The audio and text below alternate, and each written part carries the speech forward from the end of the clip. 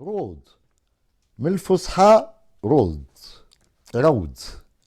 وهو كل أرض مخضرة بأنواع النباتات والأزهار. والدارجة عندنا في المغرب هي عرصة داخلية في المدن العتيقة كيف مراكش ولا فاس. تيستعملوها بكتير جزال هاد الملحون منطقة روض. تيقول جلالي المسيرد في المثل: رود مفتح وندا فرود الورد مفتح وندا فرود حصين هفت به الغوان 7 شقواها. Les roses fleurissant pour s'épanouir dans un jardin bien clos et que les belles tapissent de leur passion amoureuse. وتيقول كذلك إدريس بن علي: رود رضا يفوح عليا بنسيم وقت نرى وجهك الوسيم.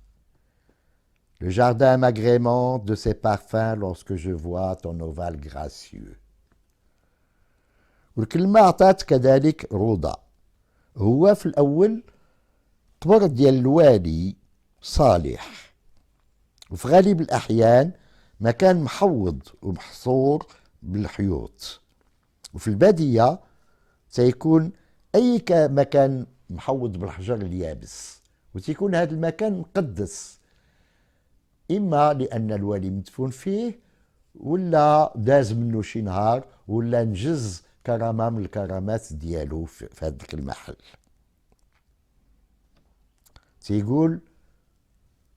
تيقول المجدوم في سياحته: عجبتني مصمودة وعجبوني رواد.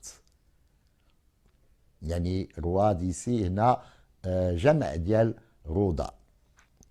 ومن بعد تعمت الكلمة وبدات تعني المحل فاش نفنوا الأموات ديالنا.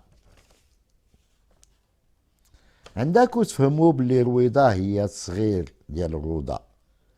لا، هذه الكلمة جاتنا من الإسبانية رويدة،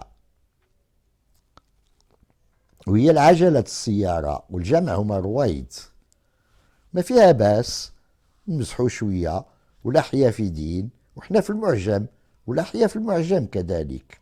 والله يرحم عليها الفيلسوف أرسطو اللي تيقول كلمة الكلب ما تصعدش.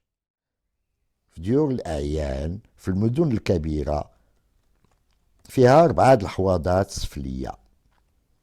تنستعملوا الكلمة بالمعنى المجازي على امرأة بيضة وخدودها موردة، ملي تنقولوا فيها بياض ورياض.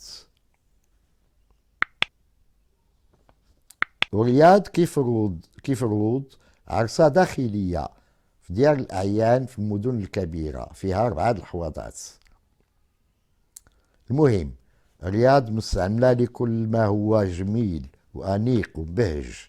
خذ هذا الوصف الجميل ديال جلالي المتيرد. فرياض محتفل ليه الغرام نادى دوا وقال لي: عول يا إنسان، فتح ورد رياضنا وسوسانو.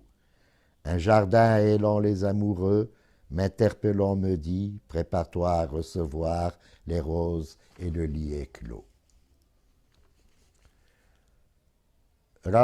الفعل عطى ماشي الفعل، الاسم عطى جوج ديال المعاني: رياض وروضة، الحياة والموت.